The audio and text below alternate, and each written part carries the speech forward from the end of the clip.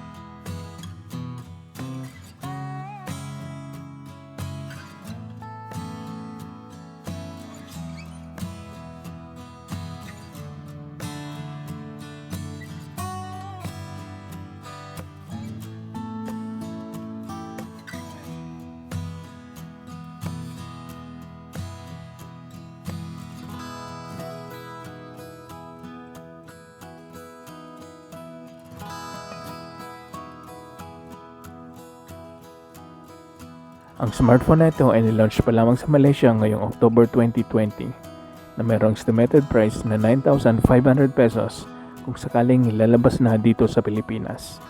At may mga color options na midnight black, crush green, and blush gold. Para po maging updated sa ating mga bagong video, maaari lamang like, share, at mag-subscribe sa ating YouTube channel. Maraming salamat po.